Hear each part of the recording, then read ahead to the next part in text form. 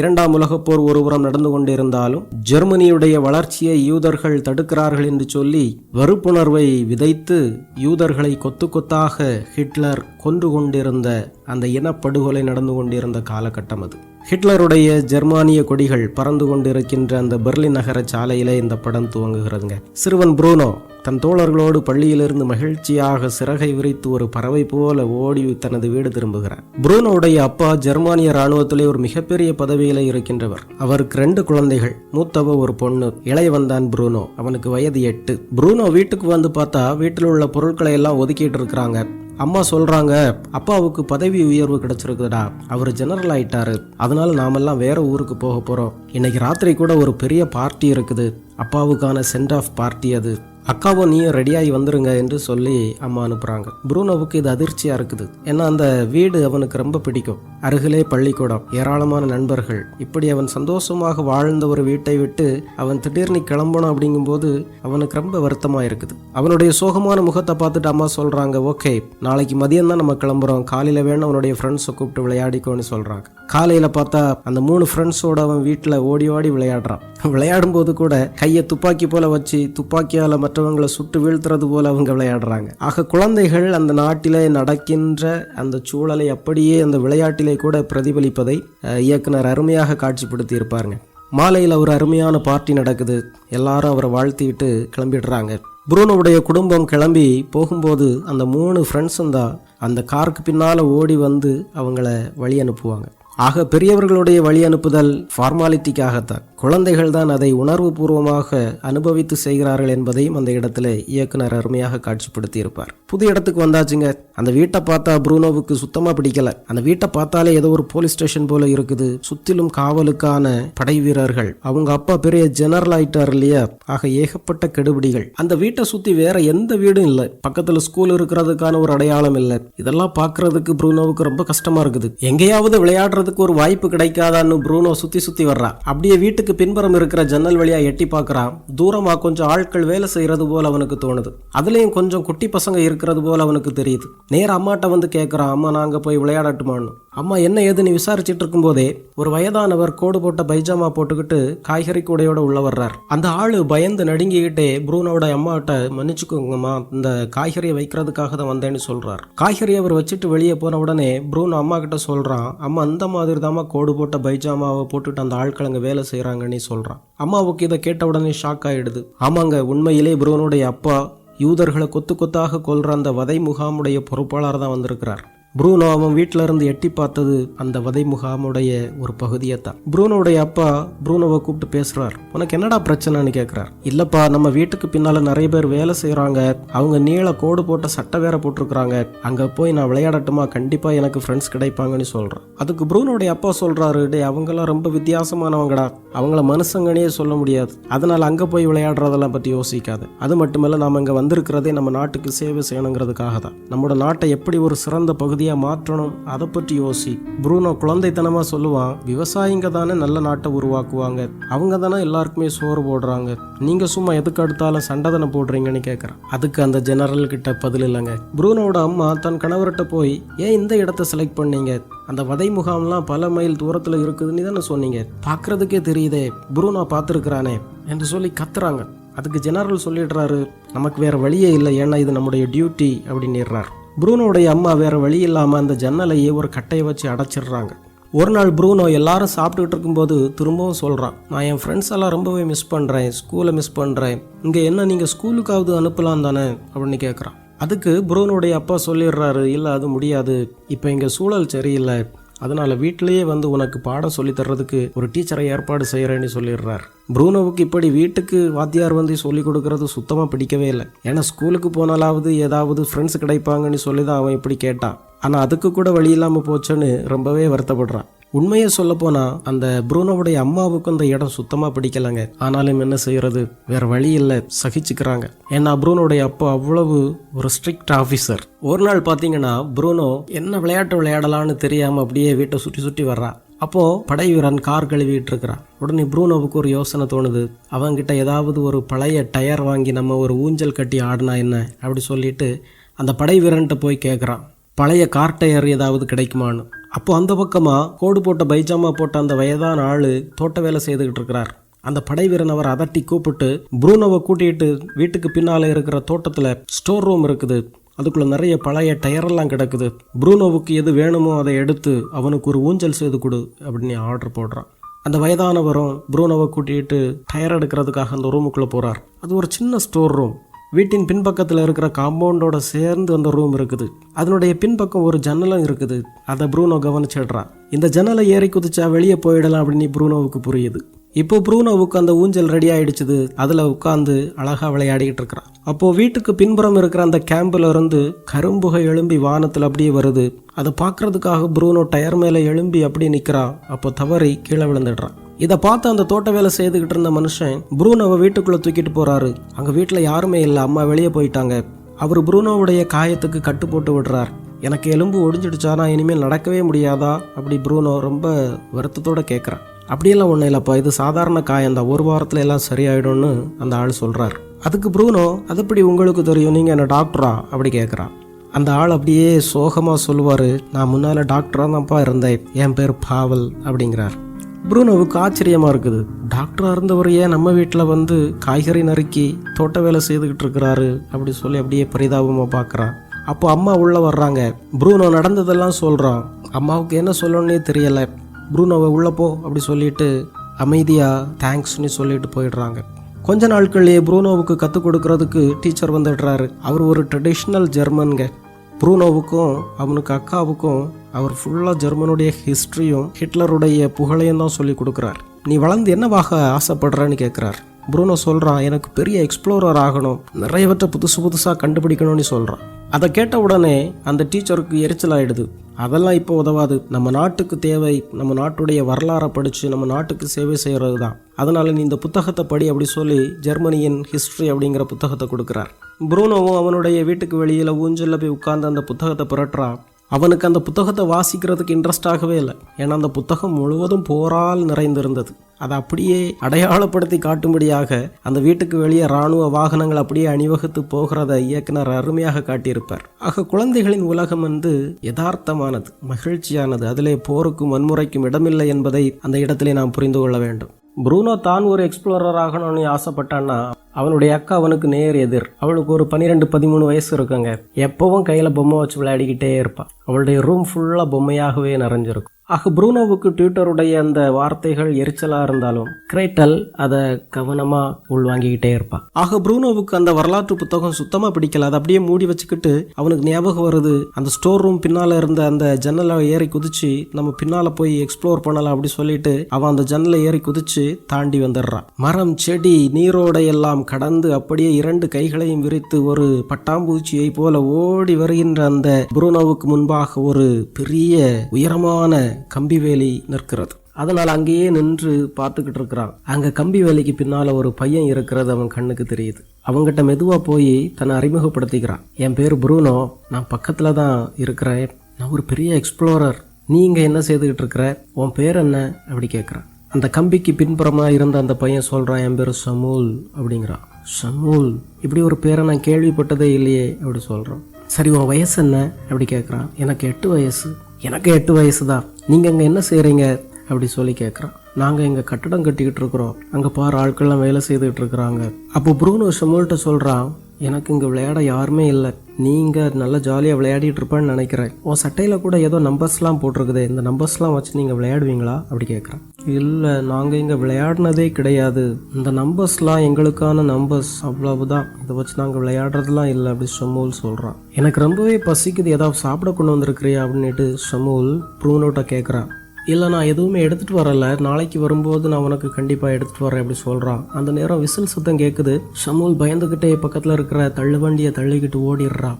எப்படியோ நமக்கு ஒரு நண்பன் கிடச்சிட்டா அப்படின்ட்டு ரொம்ப சந்தோஷமாக ப்ரூனோ வீட்டுக்கு கிளம்பிடுறான். அடுத்த நாள் அம்மா கிட்ட சாக்லேட் கேட்குறான். அவனுக்காக இல்லை, நண்பன் ஷமூலுக்கு எடுத்துகிட்டு போனான் இல்லையா, அதுலேருந்து ஒரு பீஸ் எடுத்துக்க அப்படி சொல்கிறாங்க. அவன் ஒரு பீஸ் எடுக்கிறதுக்கு பதில் அந்த முழு சாக்லேட் பாரையும் எடுத்து தனது பாக்கெட்டில் மறைச்சு வைக்கிறான். இப்படி ப்ரூனோ தனது நண்பனுக்காக முதல் முறையாக திருட தொடங்குறான். அப்படி அம்மாட்ட கேட்குறான், அம்மா பெர்லினில் உள்ள வீட்டில் இருந்து நம்ம வரும்போது நான் கொண்டு வந்த ஃபுட்பாலை எங்கள் அம்மான்னு கேட்குறான். அம்மா சொல்கிறாங்க ஒருவேளை கீழே குடோனில் இருக்குன்னு நினைக்கிறாங்க, போய் பாரு அப்படி சொல்கிறாங்க. ப்ரூனோ லைட் அடிச்சுட்டு கீழே குடோன்னு போய் பார்க்கும்போது அவனுடைய ஃபுட்பால் கிடச்சிடுது. ஆனால் ஒரு பக்கம் அவன் பார்க்குற அதிர்ச்சியாக இருக்குது. பொம்மைகள் எல்லாம் கை காலெல்லாம் உடைக்கப்பட்டு ததஞ்சு குவியலாக கிடக்குது. இந்த உடஞ்சு கிடக்கிற பொம்மைகள் எல்லாம் பார்த்து ப்ரூனோவுக்கு பயங்கரமான அதிர்ச்சி. அவன் ஓடி போய் அக்காள்கிட்ட போய் சொல்கிறான், அக்கா அவனுடைய பொம்மையெல்லாம் யாரோ உடைச்சு கீழே குடோனில் கொண்டு போட்டிருக்கிறாங்க அப்படி சொல்கிறான். அவன் அப்படியே ஏளனமாக அவனை பார்த்துக்கிட்டு அதனால என்ன அப்படி கேட்குறான். கேட்டுக்கிட்டு சொல்லுவா, பொம்மைகள் எல்லாம் சின்ன குழந்தைகளுக்கானது. வீரர்கள்லாம் நாட்டுக்காக உயிரையை கொடுத்து போராடிக்கிட்டு இருக்கும்போது பொம்மைகளை வச்சு விளையாடுறது சில்லியா தெரியலையா? டியூட்டர் தேசப்பற்று என்கின்ற ஒரு போர்வையிலை வெளிப்படுத்திய இனவெறி கிரைட்டலுடைய மனசுக்குள்ள அப்படியே புகுந்து அவளுடைய குழந்தை தன்மையை சிதைச்சிடுச்சு அப்படிங்கிறத தான் இயக்குனர் இந்த இடத்துல அருமையா பதிவு பண்ணியிருப்பார். அடுத்த நாள் ப்ரூனோ அம்மா எப்பண்டா வெளியே போவாங்கன்னு பார்த்துக்கிட்டே இருக்கிறான். அம்மா வெளியே கிளம்பவும் இவன் ஏறி குதிச்சு கம்பி வேலி பக்கத்தில் வந்து அந்த ஷமூலை சந்திக்கிறான். அப்போ ப்ரூனோ ஷமூல்கிட்ட கேட்குறான், நீங்கள் எல்லாரும் ஏன் இப்படி கோடு போட்ட பைஜாமா போட்டிருக்கிறீங்க? அதுக்கு ஷமூல் சொல்கிறான், எங்களுடைய உடைகளெல்லாம் படை வீரர்கள் எடுத்துக்கிட்டாங்க, எனக்கு இந்த படை வீரர்களை கண்டாலே பிடிக்காது அப்படி சொல்கிறான். அதுக்கு ப்ரூனோ, எங்கள் அப்பாவும் ஒரு பெரிய படை வீரர் தான், ஆனால் ரொம்ப நல்லவர், எங்கள் நாட்டுக்காக ரொம்ப உழைக்கிறார், உங்க அப்பா என்ன செய்யறாரு அப்படி கேட்குறான். ஷமூல் சொல்கிறான், அவரு ஒரு காலத்தில் வாட்ச் மேக்கராக இருந்தார், இப்போ படை வீரர்களுடைய ஷூ எல்லாம் அவர் ரிப்பேர் பண்ணிக்கிட்டு இருக்கிறாருன்னு சொல்கிறான். ப்ரூனோவுக்கு ஒன்றுமே புரியலை. அவன் ஷமூல்கிட்ட சொல்கிறான், எங்கள் வீட்லேயும் பாவல்னு ஒருத்தர் இருக்கிறாரு, அவர்கிட்ட கேட்டாலும் நான் முன்னால் டாக்டராக இருந்தேன்னு சொல்கிறாரு, ஆனால் இப்போ எங்கள் வீட்டில் அவர் வீட்டு வேலை செய்துக்கிட்டு இருக்கிறாருன்னு சொல்கிறான். அது ஏன் உங்கள் வாழ்க்கையில் இப்படி ஆயிடுச்சு அப்படி ப்ரூனோ கேட்குறான். ஷமூலுக்கு பதில் சொல்ல தெரியலை. உங்கள் இடத்துல ஒரு புகைக்கூண்டு இருக்குது, அதுலேருந்து அடிக்கடி கடுமையான நாற்றமாக புகை வருது, அங்கே என்னதான் நடக்குது அப்படி கேட்குறான். அதுக்கு ஷமூல் சொல்கிறான், அங்கே என்ன நடக்குதுன்னு எனக்கு தெரியாது, ஏன்னா அங்கெல்லாம் சின்ன பசங்களுக்கு அனுமதி கிடையாதுன்னு சொல்கிறான். ஆமாம், எனக்கு சாப்பாடு எடுத்துகிட்டு வரேன்னு சொல்லியிருந்து எடுத்துகிட்டு வந்தியான்னு கேட்குறான் ஷமூல். அதுக்கு ப்ரூனோ சொல்கிறான், நீ வேணா வெளியே வாயேன், நம்ம 2 பேரும் எங்கள் வீட்டில் போய் நிறைய சாப்பிடலான்னு சொல்கிறான். இந்த கரண்ட் வேலியை பார்த்தியா, இதை தாண்டி நான் எப்படி வெளியே வர்றதுன்னு ஷமூல் கேட்குறான். அப்போது இது மிருகங்கள் வரக்கூடாதுங்கிறதுக்காக நீங்களா போட்டுக்கிட்டது இல்லையா அப்படி ப்ரூனோ கேட்குறான். விலங்குகள் உள்ள வராமல் இருக்கிறதுக்காக, இது நாங்கள் வெளியே போகாமல் இருக்கிறதுக்காக போடப்பட்ட வேலைன்னு ஷமூல் சொல்கிறான். ப்ரூனோவுக்கு ஒன்றுமே புரியலை. நீங்களாம் என்ன செய்தீங்கன்னு சொல்லி இப்படி உங்களை அடைச்சி வச்சிருக்கிறாங்க அப்படி ப்ரூனோ கேட்குறான். நாங்கள் ஒன்றும் செய்யலை, ஏன்னா நாங்கள் யூதர்கள் அப்படி சொல்கிறான். நாங்கள்லாம் யூதர்கள்னு சொன்ன வார்த்தையை கேட்ட உடனே ப்ரூனோவுக்கு பெரிய ஷாக்காக இருக்குது. ஏன்னா அவனுடைய அப்பா, அவனுடைய ஆசிரியர் எல்லாருமே யூதர்கள் ரொம்ப கெட்டவங்கன்னு சொல்லி கொடுத்துருக்குறாங்க. அது அப்படி ஞாபகம் வரவுமே ப்ரூனோ அப்படியே ஒருவித பயத்தோடு எழுந்து அப்படியே ஷமூலை விட்டு பின் ஒதுங்கி நிற்கிறான். சரி நான் வர்றேன் அப்படி சொல்லிட்டு பயந்து ஓட ஆரம்பிச்சிடுறான். சின்ன குழந்தைங்க எவ்வளவுதான் பரிசுத்தமாக இருந்தாலும் அவங்க மனசில் பெற்றோரும் ஆசிரியரும் சொல்லி கொடுக்கறதானங்க அப்படியே பதிவு. அடுத்த நாள் தன்னுடைய நண்பன் ஷமூலை பார்க்கறதுக்கு ப்ரூனோ போக மாட்டாங்க. அவன் ஊஞ்சல்லே உட்கார்ந்து ஆடிக்கிட்டு இருக்கிறான். அவனுடைய அக்கா அவளுடைய ரூமில் வழக்கமாக செய்கிறது போல ஹிட்லருடைய படங்களை வெட்டி வெட்டி ஒட்டிக்கிட்டு இருக்கிறான். அம்மா ப்ரூனோவுடைய அக்கா கிரேட்டலை கவனிக்கிறாங்க. அவளுடைய நடவடிக்கைகளில் மாற்றம் இருக்குது. ரூம்லேயே உட்கார்ந்து நியூஸ் பேப்பர் படிக்கிறா. அதில் போரை பற்றிய கட்டிங்ஸ் எல்லாம் வெட்டி எடுக்கிறா. ஹிட்லரை பற்றிய படங்களை சேகரிக்கிறா. இந்த குழந்தையுடைய மனசில் ஏதோ ஒரு விஷம் கலந்துடுச்சு அப்படிங்கிறது அம்மாவுக்கு ரொம்ப வருத்தமாக இருக்குது. அன்னைக்கு ராத்திரி ப்ரூனோவும் அவனுடைய அக்கா கிரேட்டலும் ரூம்ல உட்கார்ந்து செஸ் விளையாடிட்டு இருக்கிறாங்க.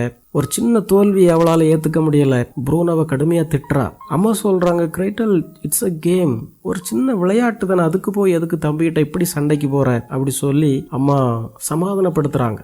அந்த போர், வன்மம், அடுத்தவரை அழிக்க வேண்டும் என்கின்ற எண்ணம் அந்த பிள்ளையுடைய மனசுக்குள்ள போயிடுச்சு அப்படிங்கிறது அம்மாவுக்கு தெரியுது. அதனால கோபமா கணவர்கிட்ட போய் கேட்குறாங்க, நீங்க அப்பாயிண்ட் பண்ணியிருக்கிற அந்த டீச்சர் உண்மையிலேயே ப்ரூனோ போலப்பட்ட குழந்தைகளுக்கு படிச்சு கொடுக்குறவர் தானா? அவர் என்ன படிச்சு கொடுக்குறாருன்னு நம்ம கவனிக்கிறோமா? அவர் என்ன படிச்சு கொடுக்குறாருன்னு எனக்கு தெரியறதில்ல. ஆனால் அந்த ஆள் வந்த பிறகு நம்ம மூத்த மகளுடைய நடவடிக்கையில மட்டும் ஏகப்பட்ட மாற்றம் வந்திருக்குது. அவர் ரொம்ப செல்ஃபிஷ் ஆயிட்டா, இப்பெல்லாம் ரொம்ப கோபப்படுறா என்று அம்மா சொல்றாங்க. ப்ரூனோடைய அப்பா அதுக்கு எந்த பதிலும் சொல்லலை. அடுத்த நாள் அந்த ஆசிரியர் திரும்பவும் பாடம் நடத்த வர்றாருங்க. அப்போ யூதர்கள்லாம் ரொம்ப கெட்டவங்க, அவங்க மனசு முழுசும் பாவம் தான் நிறைஞ்சிருக்குதுன்னு பாடம் நடத்துறார். ப்ரூனோ கேட்குறான், ஏன் அப்படி சொல்றீங்க? யூதர்களில் ஒரு நல்லவர் கூடயா கிடையாதுன்னு கேட்குறான். நீ தான் பெரிய எக்ஸ்ப்ளோரர் ஆச்சு, உன் வாழ்நாளில் ஒரு நல்ல யூதனை கண்டுபிடிச்சிட்டு பார்க்கலாம் அப்படி சொல்லி சவால் விடுறாரு அந்த டீச்சர். அப்போ ப்ரூனோ அமைதியாக தன்னுடைய நண்பன் ஷமூலை நினச்சி பார்க்குறான். அவன் நல்லவன் தான், அவன் என்ன பாவம் செய்தான் அப்படி சொல்லி அப்படியே அமைதியாக இருக்கிறான். அடுத்த நாள் ப்ரூனோ ஷமூலுக்காக கொஞ்சம் சாப்பிட்றதுக்கான திங்ஸ்லாம் எடுத்துகிட்டு போகிறான், ஃபுட்பால் எடுத்துகிட்டு போகிறான். இப்போ ப்ரூனோ அவன் கொண்டு வந்த ஃபுட்பாலை வேலியை தாண்டி தூக்கி வீசுகிறான். அப்போ ஷமூல் சொல்கிறான், அப்படி செய்யாத, இது ஆபத்தில் முடியும் அப்படி சொல்கிறான். ஏன் நீங்களாம் அங்கே விளையாடவே மாட்டீங்களாடா அப்படி ப்ரூனோ கேட்குறான். அதுக்கு ஷமூல் சொல்கிறான், அங்கே வர்றதுக்கு முன்னால் நாங்களாம் விளையாடிட்டு தான் இருந்தோம், இப்போ தான் நாங்கள் விளையாடுறதே இல்லை அப்படி சொல்லிட்டு பந்தை எடுத்து அப்படியே ப்ரூனோட்ட வீசுகிறான். இப்போ முன்னால் கேட்டது போலவே அந்த விசில் சத்தம் கேட்குது. உடனே ஷமூல் பயந்துக்கிட்டே அங்கேருந்து ஓடிடுறான். ப்ரூனோவுக்கு அங்கே நடக்கிற எதுவுமே புரியலை. அவனும் வீட்டுக்கு வந்து சேர்ந்துடுறான். அடுத்த நாள் பார்த்தீங்கன்னா அந்த புகைக்கூண்டிலிருந்து அதிகமான புகை வருது, பயங்கர நாட்டம் அடிக்குது. ப்ரூனோவோட அம்மாவுக்கு அது என்னன்னே புரியலை. அது என்னன்னு வீட்டில் இருக்கிற அந்த படை வீரர்கிட்ட கேட்குறாங்க. உங்களுக்கு தெரியாதா, அங்கதான் எரிக்கிறோம் அப்படின்னு சொல்றான். இந்த அம்மா நேரா அந்த ஜெனரல் கணவர்கிட்ட போய், குழந்தைகளை இப்படிப்பட்ட இடத்துலயா தங்க வைப்பீங்க அப்படின்னு கண்ணாப்பினான்னு திட்டுறாங்க. அந்த ஜெனரலுக்கும் அவங்க மனைவிக்கும் அன்னைக்கு பயங்கர வாக்குவாதம் நடக்குது. ஒரு நாள் ப்ரூனோவுடைய தாத்தா அவங்கள பாக்குறதுக்கு வீட்டுக்கு வந்திருக்கிறாரு. அதனால சாயங்காலம் அவங்க ஒரு பயங்கரமான டின்னர் ஏற்பாடு பண்ணி வச்சிருக்கிறாங்க. எல்லாரும் மேசையில சாப்பிட்டுட்டு இருக்கும்போது சர்வ் பண்ணிக்கிட்டு இருந்த பாவல் தெரியாம ஒரு ஒயின் கிளாஸை தட்டி விட்டுறாரு. இதை பார்த்த உடனே அந்த சோல்ஜர் அவரை தனியா கூட்டிட்டு போய் கடுமையா அடிச்சிடுறான். ப்ரூனோவும் அம்மாவும் இதை பார்த்து அப்படியே வருத்தப்படுறாங்க. ஆனா அப்பாவுக்கு எந்த ஒரு உணர்ச்சி இல்லாம அப்படியே சாப்பிட்டுக்கிட்டு இருக்கிறார். ராத்திரி தூங்க போகிறதுக்கு முன்னால ப்ரூனோ அக்கா கிட்ட போய் பேசுறான். அக்கா, பாவல் அந்த சோல்ஜர் இப்படி கடுமையா போட்டு அடிச்ச பிறகு நம்ம அப்பா ஒரு வார்த்தை கூட பேசலையே அப்படி சொல்லி. அப்ப அக்கா சொல்லுவா, யூதர்களுக்கு இது தேவைதாண்டா. அடுத்த நாள் ப்ரூனோவுக்கு பயங்கர ஷாக். அங்கே ஷமூல் வேலை செய்துகிட்டு இருக்கிறான். அவனுடைய கிச்சன்ல உள்ள கண்ணாடி கப்புகள் எல்லாம் தொடச்சிக்கிட்டு இருக்கிறான். ப்ரூனோ ஷமூல்கிட்ட போய் கேட்குறான், நீ அந்த முள்வேலியை தாண்டி வரவே முடியாதுன்னு சொன்ன, இங்கே எப்படி வந்த, இங்கே என்ன பண்ணிக்கிட்டு இருக்கிறன்னு கேட்குறான். உங்கள் வீட்டில் உள்ள கண்ணாடி கிளாஸ்களெல்லாம் துடைக்க சின்ன கை வேணும்னு சொல்லி என்னை வர சொல்லி இருக்கிறாங்க. வந்த வேலை முடிஞ்சதுன்னா நான் திரும்பவும் அங்கேயே போயிடுவேன்னு சொல்கிறான். இப்போ ப்ரூனோ வீட்டில் இருந்த கேக்கு துண்டுகள் சாண்ட்விச்சுகளெல்லாம் எடுத்து ஷமூல்கிட்ட கொடுக்குறான். அவனும் ஆசாசையாக வாங்கி சாப்பிட்றான். அந்நேரம் பார்த்து அந்த சோல்ஜர் உள்ள வந்துடுறான். ஏண்டா சாண்ட்விச் எல்லாம் திருடி சாப்பிட்ற அளவுக்கு ஆயிட்டியா அப்படின்னு சொல்லி ஷமூலை மிரட்டுறான். அதுக்கு ஷமூல் சொல்றான், ப்ரூனோ என்னுடைய ஃப்ரெண்டு தான், அவன் தான் இதெல்லாம் எனக்கு கொடுத்தான் அப்படி சொல்றான். இதை கேட்ட உடனே அந்த சோல்ஜருக்கு இன்னும் கொஞ்சம் கோபம் ஆயிடுது. என்ன, ப்ரூனோ அவனுடைய ஃப்ரெண்டா?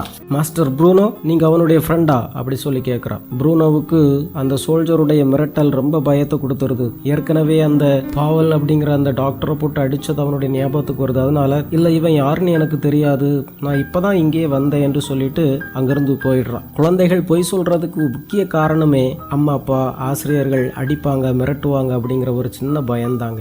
அதே தான் ப்ரூனோடைய வாழ்க்கையில நடந்தது.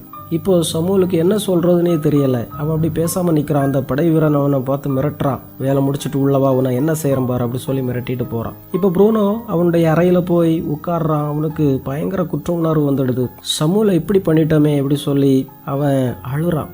உண்மையிலே நாம கெட்டவங்கன்னு சொல்லி ஒதுக்கி வச்சிருக்கிற அந்த யூத ஷமூல் இல்ல, என் மனசுலதான் நிறைய கெட்ட எண்ணங்கள் இருந்திருக்குது அப்படி சொல்லிட்டு அவன் ரொம்ப வருத்தப்படுறான். அடுத்த நாள் பார்த்தா ஷமூல் அந்த வீட்டில் வேலைக்கு வரல. அப்படியே அந்த முள்வேலி பக்கம் போய் பார்க்குறான். அங்கேயும் ஷமூல் இல்லை. அப்படியே ஒவ்வொரு நாளா அவன் பேட்மிண்டன் பேட்டு, விளையாட்டு விமானம் இதெல்லாம் எடுத்துட்டு போய் பார்க்குறான். ஷமூல் அவன் கண்டுபிடிக்க முடியல. ஒரு நாள் ஷமூல் அங்கே வந்திருக்கிறான். அவன் கண் பக்கத்துல பெரிய காயம் இருக்குது. ப்ரூனோ இந்த காட்சியை பார்த்த உடனே, என்னால தானே ஷமூல் இவ்வளவு அடி வாங்கியிருக்கிறான் அப்படி சொல்லி ரொம்ப வருத்தத்தோட, நாம இனிமேல் ஃப்ரெண்ட்ஸாவே இருக்க முடியாதோன்னு நினைச்சேன். அந்த மனுஷன் பயங்கர கோபக்காரன், கடுமையா அவன் மிரட்டி என்ன கேட்டதுனால அப்படி போய் சொல்லிட்டேன் அப்படி சொல்லி அவனுடைய குற்றத்தை ஏத்துக்கிட்டு அந்த இடத்துல ஒரு பாவ அறிக்கை செய்யறாங்க. என்னை மன்னிச்சுக்கோ, ஐ எம் சாரின்னு சொல்றான். ஷமூல் கொஞ்ச நேரம் அமைதியா இருந்துக்கிட்டு, பரவாயில்ல நான் உன்னை மன்னிச்சுட்டேன்னு சொல்றான். அந்த கம்பி வேலிக்கு இடையிலேயே ரெண்டு பேரும் கை கொடுத்து சமாதானம் ஆயிடுறாங்க. இதுல இருந்து ப்ரூனோவுக்கு ஷமூல் மேல ஒரு பயங்கர மரியாதை வந்துடுது. அவன் தினந்தோறும் அவனை சந்திக்க போறான். போகும்போதெல்லாம் அவனுக்கு நிறைய தின்பண்டங்கள் எடுத்துட்டு போறான், விளையாட்டு பொருட்கள் எடுத்துட்டு போறான். ஷமூல் தான் என்னுடைய உண்மையான பெஸ்ட் ஃப்ரெண்ட் அப்படிங்கிறத ஒரு உணர்வை அவன் மனசுல ஆழமா பதிச்சுக்கிறான். ஒரு நாள் ப்ரூனோவுடைய அம்மா ப்ரூனோ விளையாடுற அந்த ஊஞ்சல்ல உட்கார்ந்து ஆடுறாங்க.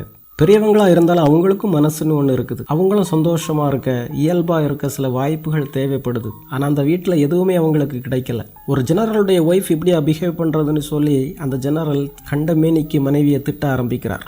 மனைவியும் விடுற பாடில்லை, அவங்களும் கடுமையா எதிர்த்து பேசுறாங்கங்க. இந்த இடம் ரொம்ப மோசமான இடமா இருக்குது, இந்த மாதிரி இடத்துலயா பிள்ளைகளை வளர்க்குறது, நாங்க கிளம்புறோம், நீங்க வேணா உங்க வேலையை பார்த்துக்கிட்டு இங்கே இருங்க அப்படி சொல்லி ப்ரூனோடைய அம்மா பயங்கரமா பேசிடுறாங்க. இதனால அந்த ஜெனரல் யோசித்துக்கிட்டு ஒரு முடிவுக்கு வர்றாரு, அடுத்த நாள் ப்ரூனோவையும் அவனுடைய அக்காளையும் கூப்பிட்டு அவர் சொல்றாரு, நீங்க உங்களுடைய ஸ்கூலையும் ஃப்ரெண்ட்ஸையும் ரொம்பவே மிஸ் பண்றீங்கன்னு எனக்கு தோணுது. அதனால அம்மாவோட உங்களை நான் அத்தை வீட்டுக்கு அனுப்புறேன், அங்க போயிருங்க அப்படி சொல்றாரு.